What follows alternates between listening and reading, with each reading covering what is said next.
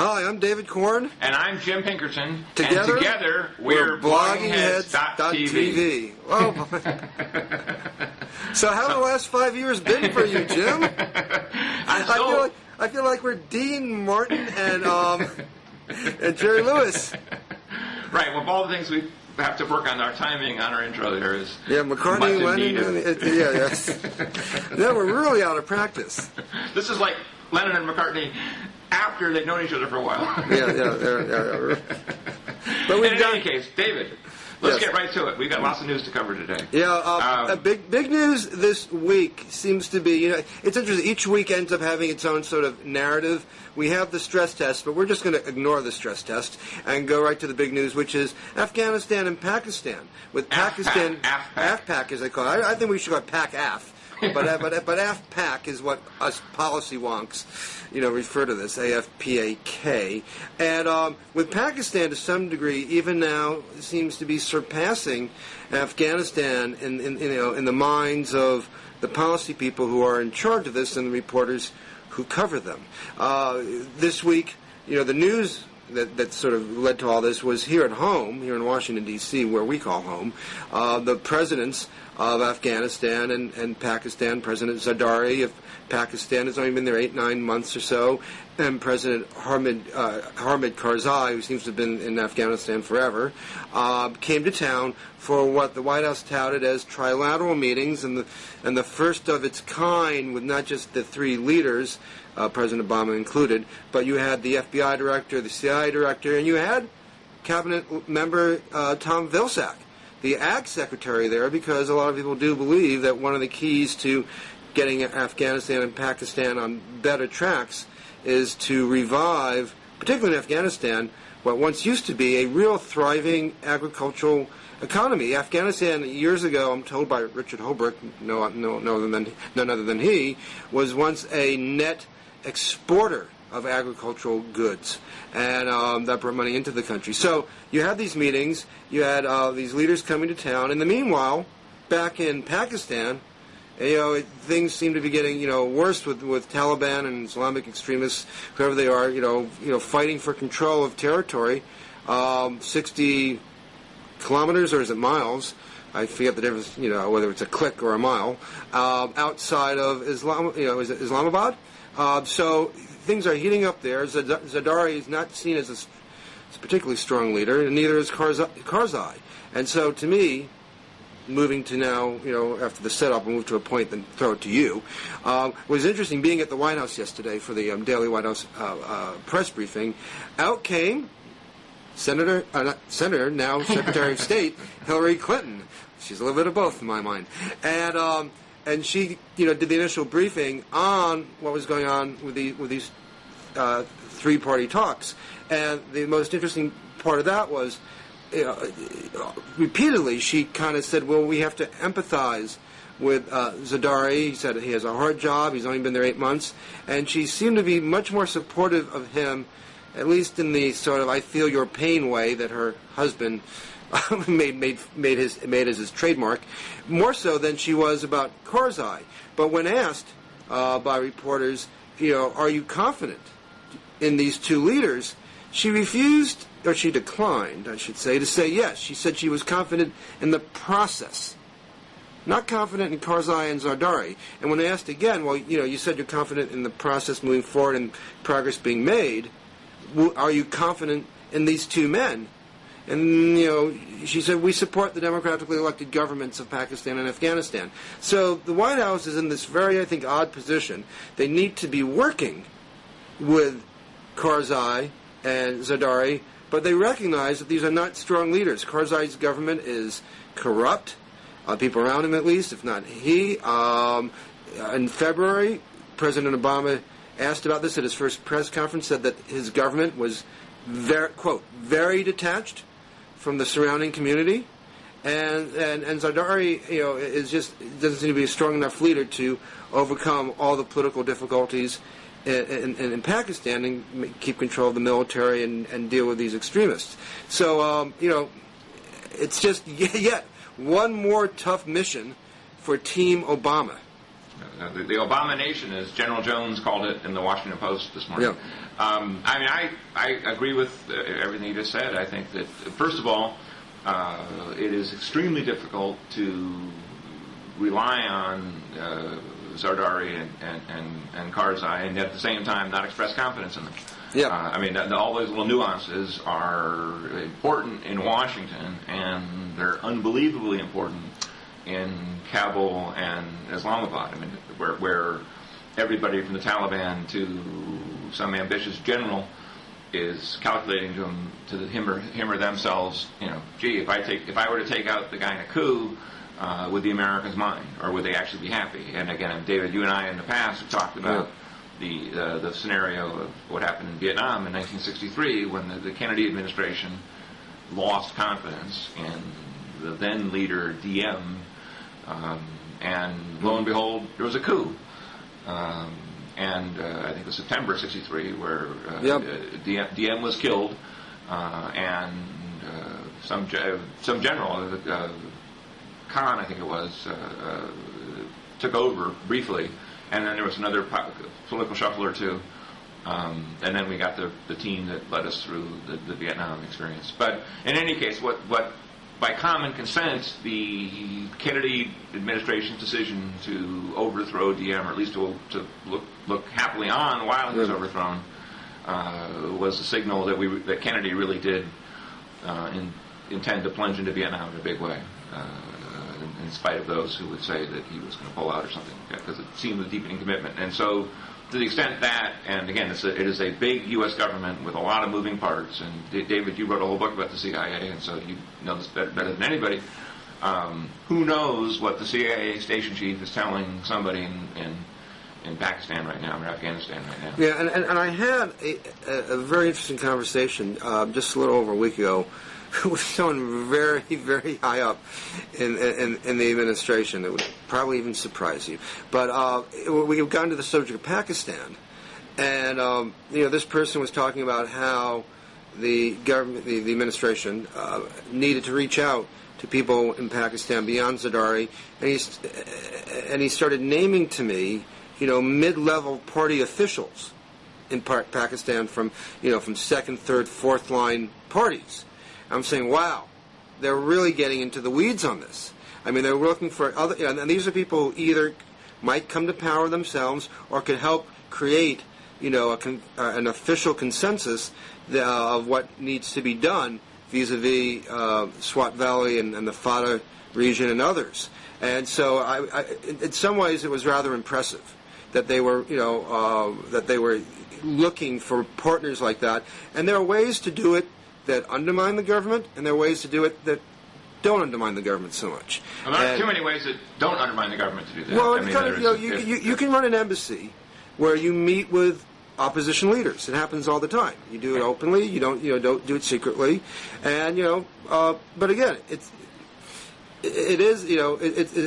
a nuanced position. It's a hard thing, and I was talking to one administration official who deals with Pakistan and Afghanistan, and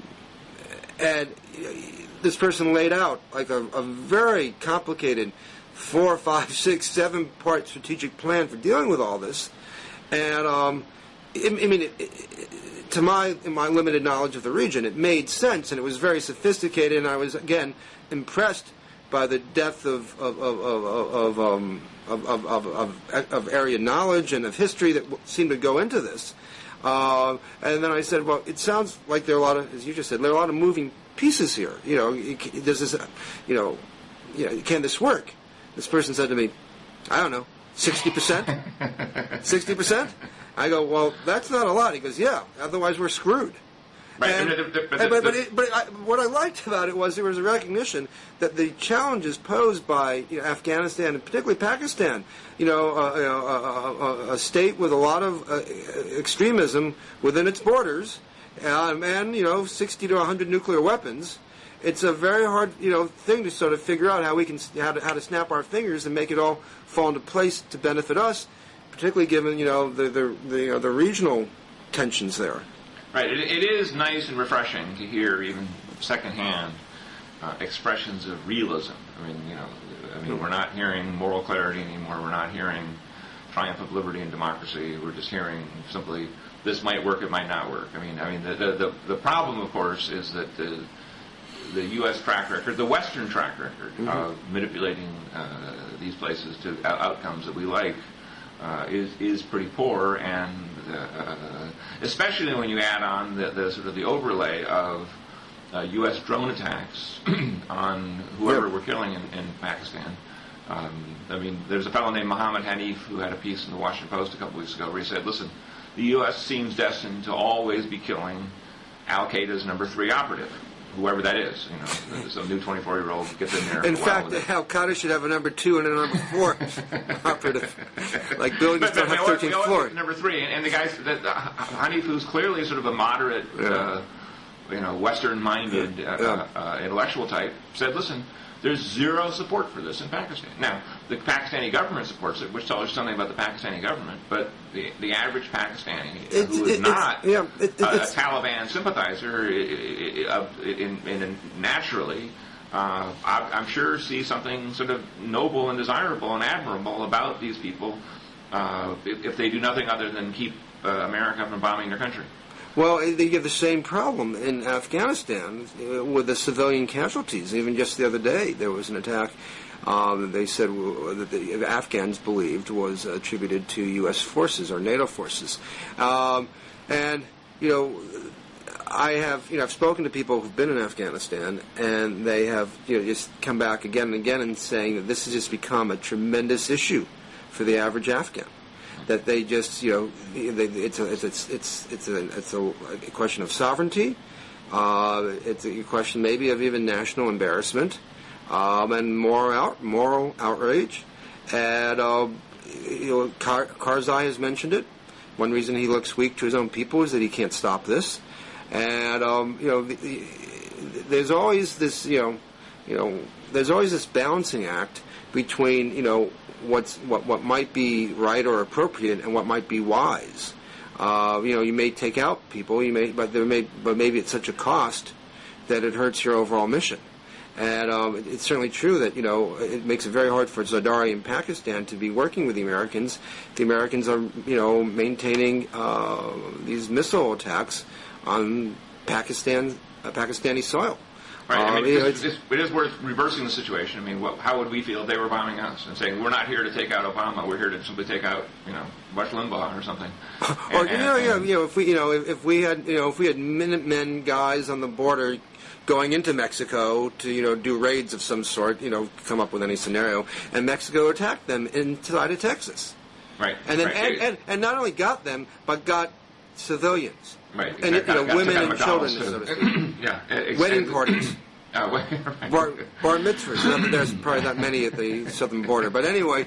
So and one thing I think Americans are pretty bad, but probably it's probably more an issue of Homo sapiens, at sort of looking at how even if something seems reasonable or just or sensible to us, realizing that's not the bottom line. How it looks and feels to these other parties, particularly when we're in their country and we say that what happens there is key to our security, does indeed matter. I don't want to be overly wimpy and fuzzy-minded about this, but everyone goes back to hearts and minds, hearts and minds, hearts and minds. Well, hearts and minds don't always function rationally.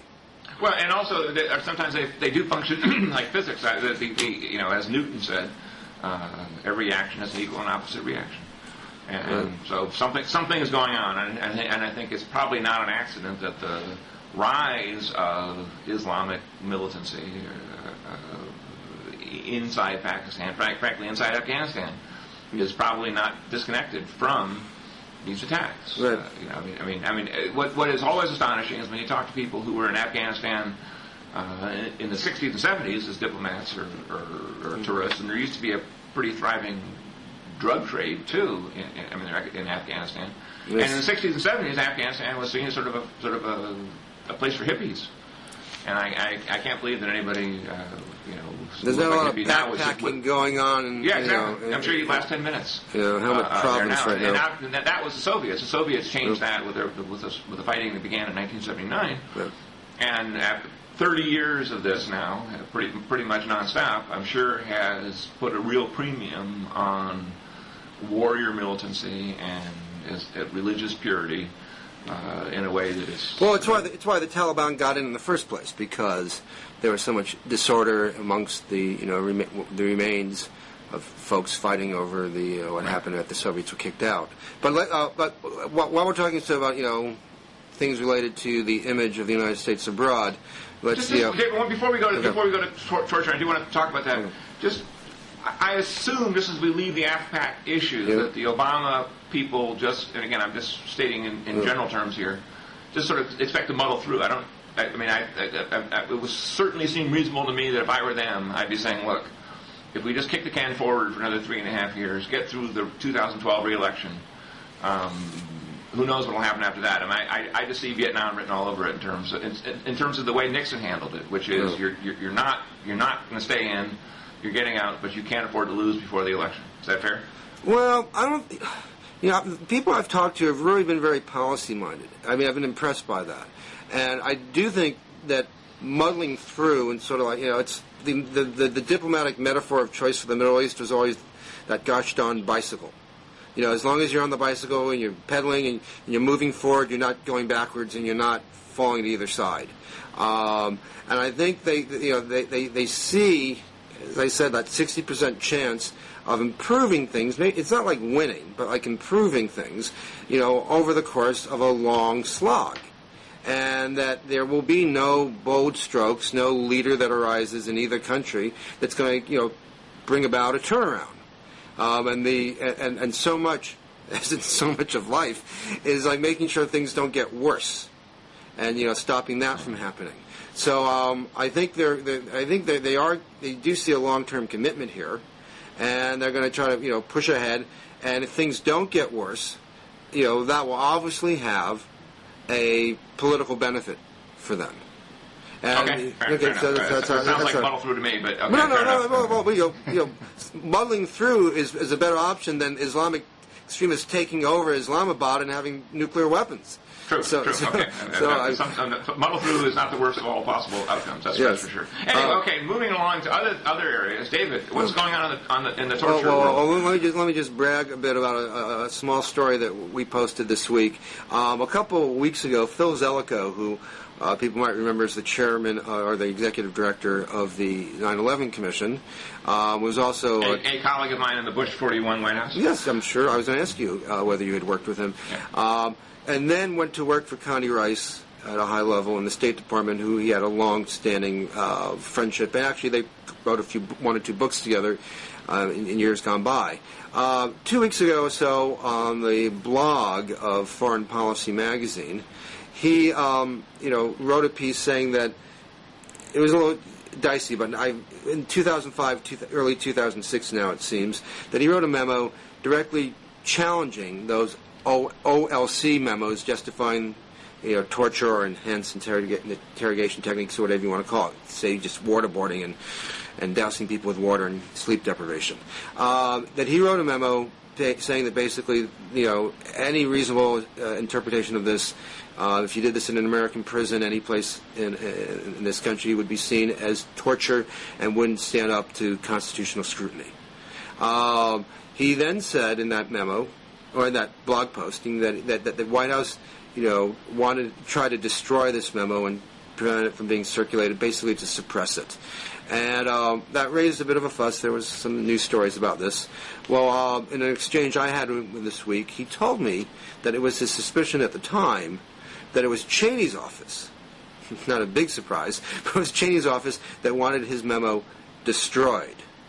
And that also at the time, there were other State Department papers being written that raised questions about the legal reasoning that the OLC had put forward to justify these interrogations. So that got some attention on the internets this week, our story about Zelikow saying this. It's interesting because Zelikow is going to be testifying next week before a Senate subcommittee chaired by Senator Sheldon Whitehouse, Democrat of Rhode Island.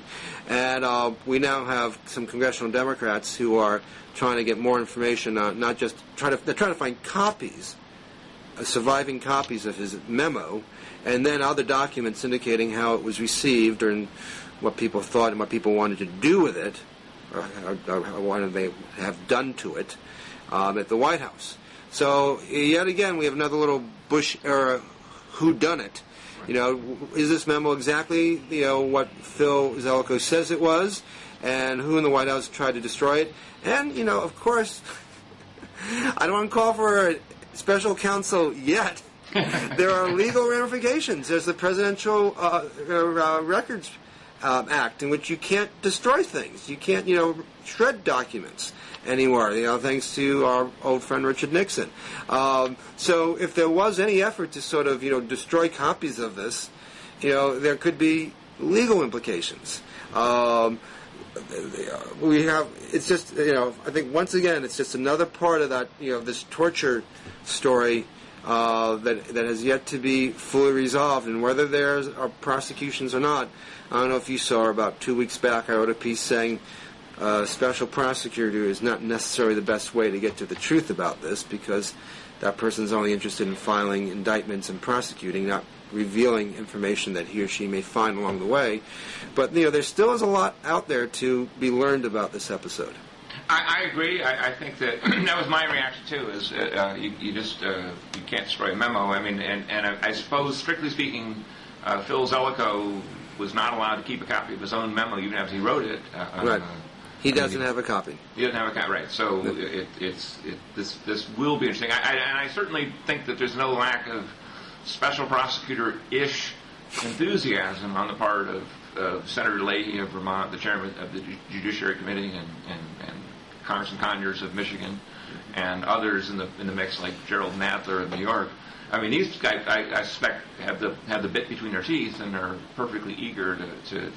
I'm not surprised they haven't subpoenaed Cheney yet. Why don't they just subpoena him and come and testify? Well, I think they should at some point. And what I said in that piece about special prosecutor, I said what I'd like to see are open, transparent, and vigorous congressional investigations and hearings on this. The Senate Intelligence Committee, led by Senator Dianne Feinstein, is investigating, you know, the OLC memos and torture. But, you know, the Intelligence Committee historically, I don't want to cast aspersions on something that hasn't happened yet, but historically, the Intelligence Committee has usually been too deferential to the intelligence community, as they call it, and has often, you know, erred on the side of keeping things secret than being transparent. And indeed, you know, there are real secrets in this world to keep secret, but often many governmental secrets are not in that category. Right. But I mean, all these memos. There's no reason now why these memos. But it seems to me, you know, in Congress that, you know, turf battles dictate more than anything else. But Leahy, or on the House side, the Judiciary Committee or the Government Affairs Oversight Committee could be doing this themselves, and they could be calling, you know, Cheney and Zelikow and David Addington and, you know, I don't know if Scooter Libby was still around at those days, and other folks, and put them under oath. You know, before we went on the air, you said something very poignant, which was. Well, senior moment. It was you know, basically that people can say whatever they like. Oh, right, on blog posts and to the media, but under oath, it makes a difference. Yeah. I mean, one of the things that made John Dean so remarkable, going back to 1973, I guess was that John Dean had these conversations with Richard Nixon in 1971, 1972. And on the early stages of Watergate, and Mr. President, there's a cancer on the presidency. That's a quote from March 1973 or whenever it was.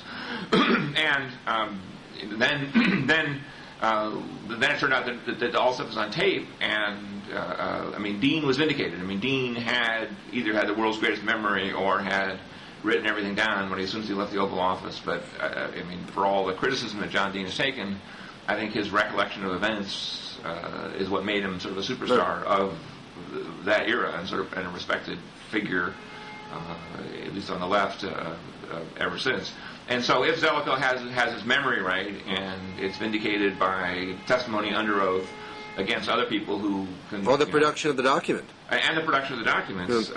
This will be... I mean, so David, I mean, there's some school of thought in Washington political circles that the Democrats are playing with fire here. That in the course of airing the dirty laundry of the CIA... that they risk making the same mistake that they made in the 1970s with the Church Committee, as in Senator Church of Idaho, and convincing middle Americans that they could not be trusted with America's national security because they are too eager to full disclose and make the CIA look bad. What say you? I think there might be that concern. I think a lot of this is in how you do it. But I do think that the Bush years have tilted public opinion to such a degree that a serious-minded investigation of these matters would not trigger popular outrage against the Democrats. I understand why Obama wants to look forward and move forward and all that from a political perspective. But sometimes, I'm not sure it's a tar baby, but sometimes you just get stuck in things, and you have no choice. But I think the Democrats on the Hill would do Obama a favor by sort of taking this off his plate and saying, we got it, Mr. President. We're going to look at this and have hearings and let the public know. And then, then it might be up to the Justice Department to decide if there's anything to do. Maybe up to, it might be up to bar associations. There is the news in the last day or two that the Office of Professional Responsibility, Division of the Justice Department, which has been investigating the OLC torture memos, may recommend disciplinary actions against some of the authors, John Yoo, Jay Bybee, and others, with state bar associations. I mean, not everything has to be criminal, but that they did not act in good faith. What I'd like to know at the end of the day, on this particular part of the story, is whether there was any involvement with the White House in which they basically told the Justice Department, find a way to make this happen. We don't care what the law really says. Find a way to cloak this, with your legal niceties. Do what you have to do. And if that's the case, if it's not just a good faith legal interpretation that only 3 people would agree to, and you can find any sort of positions, policy positions, legal positions, that people believe in good faith and that are a distinct minority amongst people in that field. But if the question really is, if you get emails or ever, hearing testimony from people saying, yeah, a phone call came from David Addington or from Alberto Gonzalez, saying, I want you to make this work out this way, then I think there are problems, and I think that might raise more legal liability for some of these people. And that's what I'd like to know. I'm curious, too. Also, of course, in this day and age, not only is every email presumably kept. Oh, don't forget, there are millions of White House emails from those years that have not been accounted for, that have been lost. Okay. Strangely enough, the Bush administration couldn't find them. Yes. And one wonders whether a more aggressive search process would cough them up. And you also wonder what got taped. Yes. It does seem that that the government is wiretapping quite a few conversations and under one rule or another. So I would be kind of curious whether I just wouldn't be surprised in the least to discover that every phone conversation that Alberto Gonzalez had, at least in an official capacity, wound up on tape somewhere. Maybe at the NSA. Yeah, exactly. I mean, it's in a computer, it just seems like whenever they really want to find something, they can. And I assume there's a pretty good energy level on the part of, the legal types of the Justice Department and, sort of lefty lawyers and out on Capitol Hill. I suspect they're going to look pretty hard for those things, and I think they'll find a lot. I think the sort of what's been called the metadata trail on these things is going to be pretty strong. I mean, they'll at least know that the Attorney General had a 34-minute conversation with the counsel to the Vice President on X day. Yeah. Well, I mean, I do hope we get some of that out. Now let's move to our late hit department. Okay.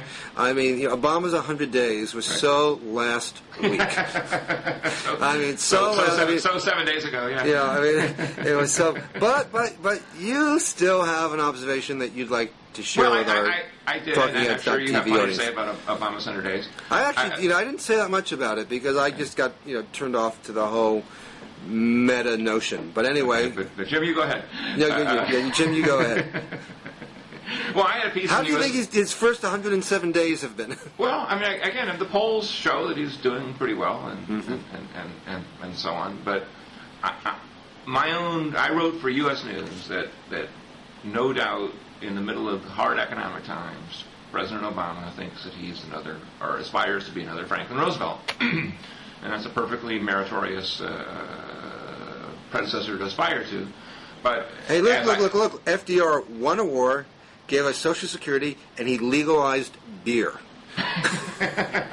Okay, in my book, among other triumphs. That's pretty good. Right. I mean, I think that. I mean, other issues like other things like rural electrification. It's so inarguable that things that horrify the environmentalists, like finishing Boulder Dam, now Hoover Dam, and so on. Yeah. These were and again laying the industrial base and preserving the industrial base that we needed to fight 2 world wars. But you say FDR? Nah, there's somebody else who Obama runs the more of. I think that Obama thinks he's FDR, but in fact is going to wind up more like another president, not the 32nd president, but the 18th president. That would be U.S. Grant, who was in office from 1869 to 1877. Grant, of course, was a great war hero, and he's best remembered for that, but his presidency was basically one big scandal of railroad lobbyists and land speculators and everybody else. I can see Obama in the Oval Office drinking rum right out of the barrel. Right, the personalities aren't overly similar, but I think there's just the practical reality that whatever happens on the economy, and the signals are mixed, but the fact is, where did this $8 trillion with a T dollars go? Mm-hmm. And the answer is it went to big investors and big companies and big shareholders. And I'm just predicting, and I did predict in this U.S. News piece, that the investigations, slow as they have been, and reporters all getting laid off doesn't help very much on this score, but eventually it will become clear that the biggest windfall profits financed and transferred arranged by the federal government in American history have occurred during this time, not to help the economy, but to prop up Goldman Sachs and Morgan Stanley and all the rest of them. And I think the scandals, legal or not, but just the scandalous behavior is going to go off the charts in the next few years when people begin to track down where these trillions went. Well, that may be, and as you know, you and I share that concern. From a political, as a political matter, I think this will have traction, as people say, depending on what happens with the economy. If the economy turns around to any degree, people will say, okay, they will be less enraged, and they'll feel like, well, it more or less worked. If it doesn't, and these stories, come out about, widespread, rampant misuse of these funds, and by the way, anyone have tips out there, send them my way. I mean, I'll do a story like that in a moment. I mean, seriously. Then I think they could have a political cost. Basically, different president, but is there a teapot dome scandal out there? And there are different. Having written, covered, and read about many of the scandals of our American political history, there are different types, and as a lot of the corruption in Washington is what we call institutional corruption. There's nothing illegal about it, and depending on what deals went bad and how they happened, if you had a situation where somebody at Goldman Sachs calls Summers, who calls Geithner, who leans on someone to give Goldman Sachs money that they shouldn't otherwise have, and you have the emails you're talking about or phone calls taped about this, you got a big deal. But if it's just a matter of Treasury Department officials, throwing money out in inefficient, wasteful ways, but hoping that this is going to prop up an economy that may otherwise sink, and being, let's say, mainly instead of malfeasant, non-feasant, then you have a different type of scandal, and it's often harder for that to, I think, get legs politically and for the public to get as upset about. So a lot will depend on the overall picture of the economy and what details do or do not emerge about these deals. But I am happy to dig up anything on this stuff, and I know there are other reporters in town too. So we'll see if how tight the ship is, or if there's stuff to leak. I agree that certainly the overall fate of the economy will be more dispositive about what happens to Obama. And of course, Ulysses S. Grant, scandal-plagued as he was reelected comfortably in 1872. So, but I think my point is that when you just read this casually, and there's not really room for it in the news right now, that they keep finding that the bonuses that went to AIG were bigger and bigger and bigger. Right. They've quadrupled the original estimate now. Eventually, when unemployment hits 15% in some little town, they will say, well, gee, how come they got, $30 million in bonuses, or $300 million in bonuses, and I didn't get a job? I mean, that's what's so strange about the Obama administration. They got $300 million in bonuses, and I didn't even get a lousy T-shirt. And you get a T-shirt. As I wrote in the U.S. News piece, I can think of three ways to create jobs. Number one is the private sector, which I'm for. Strong. Number two is the government as an last-ditch expedient, like the CCC or the WPA, which I'm for if you absolutely need to, as just to keep people off the streets. And the third way is to give money to banks and hope that they will hire people. And I realize that they would say the economy is getting going again, but when you read that the banks that received TARP money actually lent 23% less in the 6 months since they got the money. And that some of those deals they are making, as your friend Dennis Kucinich and his crusading subcommittee revealed a couple months ago, are making multi-billion dollar, billion with a B, only a B, dollar deals in India and China and elsewhere, and Dubai around the world. Well, it just makes you wonder, again, even if it's all legal, even if every phone call between Larry Summers and Geithner and Wade Blankfein and John Mack and whoever else were 100% above board in terms of legality. That's just the practicalities. Is it a really good idea to be bailing out them as opposed to bailing out Indiana? You would have liked the question that I wanted to pose to Obama at last week's press conference. I have yet to be called on at these press conferences, and I don't know if it's if it's flying high in my future. But it was, I thought a simple question, and since I'll put it to you, since I didn't get to put it to the president, and it was, Mr. President, today in your town hall meeting in St. Louis, you talked about how it was essential to make sure there's an element of fairness in the economy as we try to get it going again. The Treasury Department has lent out $2 trillion to banks and financial institutions without telling us who they are or what are the conditions of those loans. Elizabeth Warren, who heads up the Congressional Oversight Panel for TARP, says that Treasury is not producing enough information to allow for any meaningful oversight of the TARP funds. Neil, Borofsky, who is the Special Inspector General for TARP, says that he advised Treasury to make sure that the banks, detail what they do with their TARP money and certify that, and that hasn't happened yet. So given all this, plus other things, is there a reason why Americans should not wonder whether they're being taken for a ride? Wow. And, I'm sure you would have had a very, good answer and smooth answer. But, I think there are these, when you have people like Elizabeth Warren, who I am just in love with. She's fantastic. I was at a breakfast that she spoke at recently, and she is smart. She speaks in real people terms. She shows tremendous affinity for middle class, working class families, and all they go through, whether it's credit card debt, healthcare costs, whatever. She's fantastic. But when you have people like that, when you have special inspector generals, and when you have these deals, with the Fed loaning out money, I think I might have said Treasury. I don't know if I said Treasury or the Fed. It's the Fed that's loaned out these $2 trillion and not letting us know what's happening with this. It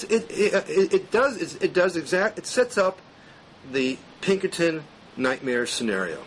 That there's stuff going on that shouldn't be going on, that might be even on the other side of the line, and we have no idea.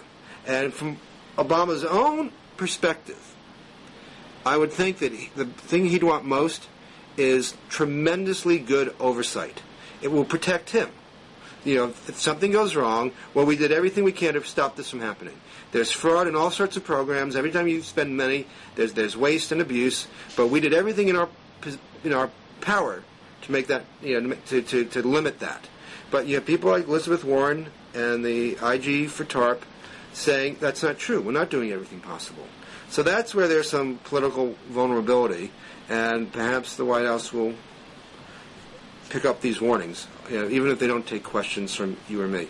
So that's an interesting question. That does make me think, David, that as a segue from there, and I agree with what you just said.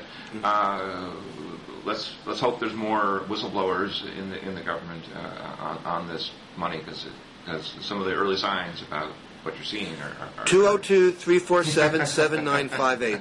Call now. 202-347-7958, extension 6. Right.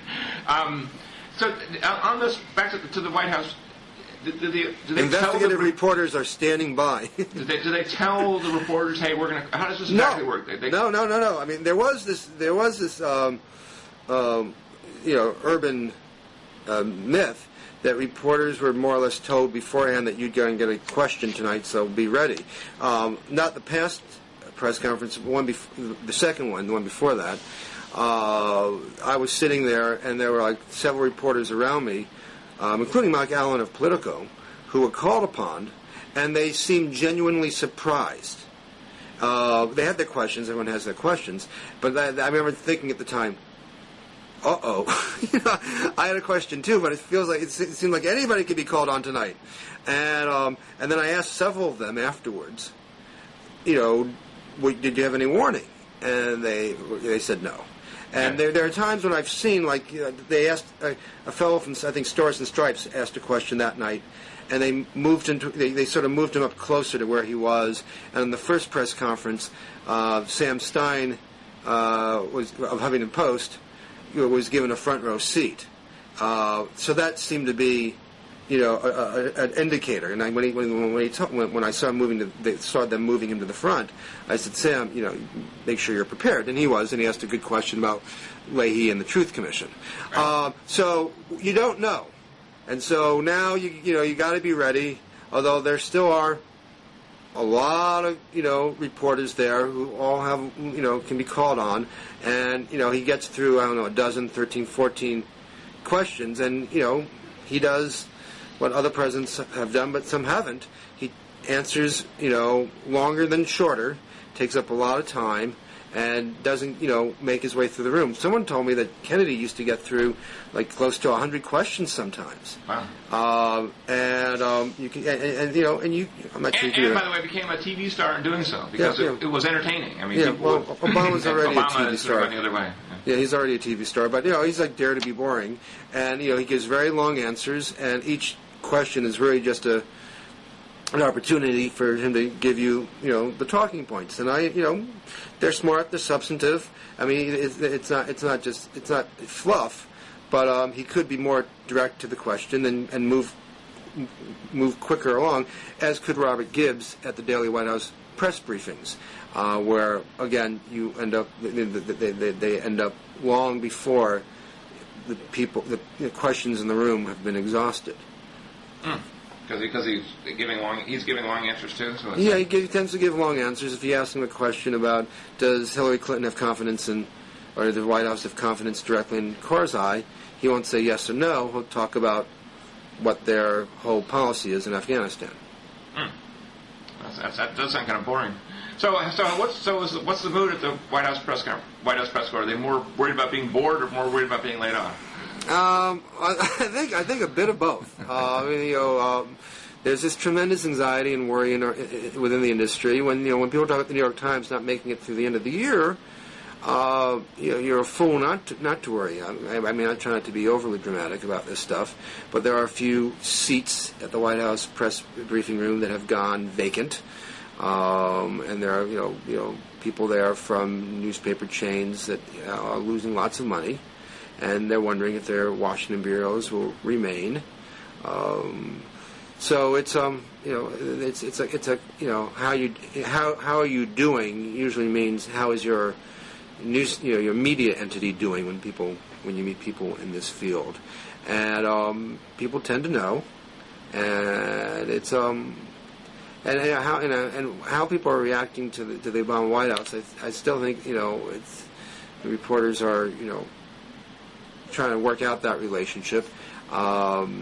Gibbs, as I said, likes to give long answers, and he spends there's a lot of grumbling in the White House media room that he spends a lot of time with back and forth, sometimes 2, 3, 4, 5 questions with the TV guys, as we call them, and basically they are guys, although they're one or two. Sometimes Savannah Guthrie sits in for Chuck Todd at MSNBC, and there are a few other sort of substitutes, but there's a lot of back and forth. And yesterday, somebody in the print guy said, that Gibbs, and the TV guys engaged in too much preening for the cameras because a lot of this goes out live, and he too could move more quickly through the room if he chose to, and take a wider array of questions and questioners. Can you get to him during the day? I mean, is he accessible? Well, I don't work. A lot of White House reporters actually work at the White House, and they have desks, very small workspaces in the annex next to the briefing room, and and they can walk into the press room, the White House press office, and try to find people to ask questions.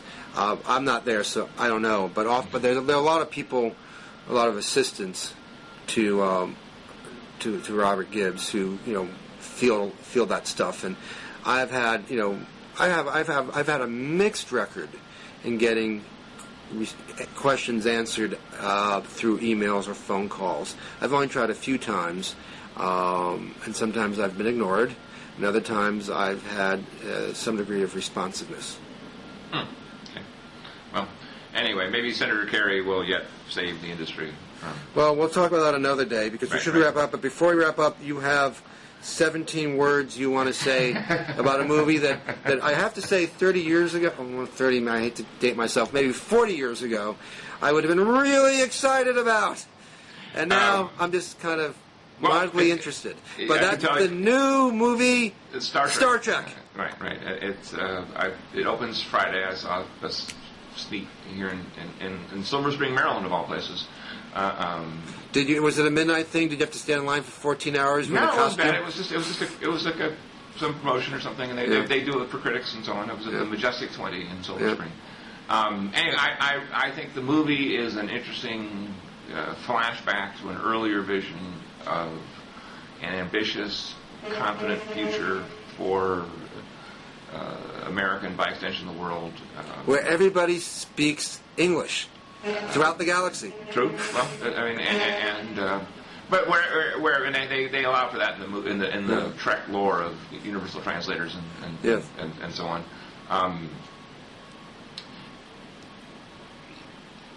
To see the movie now and to think about the TV show which ran from 1966 to 1969 is to be reminded of how much we lost in between in terms of a sense of progressive technological improvement and expansion and exploration.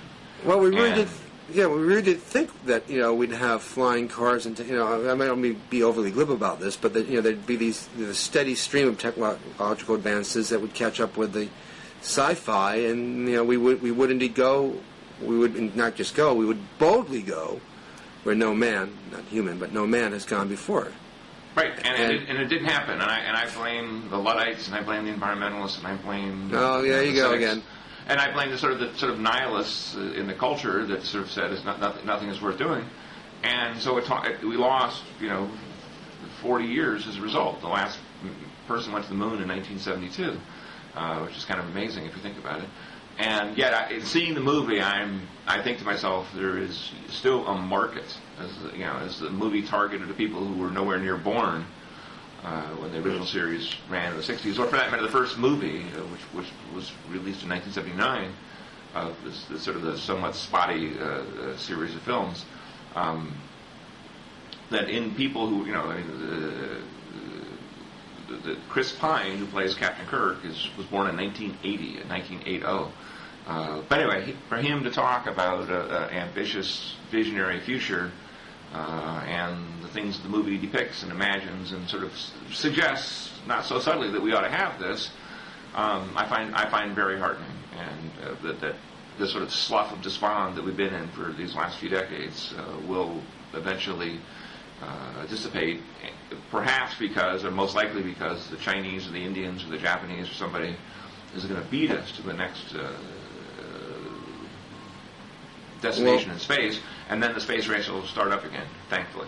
Well, free marketers always talk about competition being good, and maybe it will be. I will allow our commenters to take you on your historical analysis here of what's gone wrong in sort of the Watchmen years, and I will only say that I haven't seen the movie, but it strikes me that we maybe this is an aging boomer thing, that what's interesting here, to me, only in terms of how one makes a movie, is that what they obviously decided, there's money to be made in another Star Trek movie, but we kind of ran out of steam, or out of what do they run those things on? Oh, dilithium crystals. So they ran out of dilithium crystals, and what do we do? Well, there's this trend. Well, you jump back and you go to the beginning. We saw that with Casino Royale and James Bond. They reinvigorated that franchise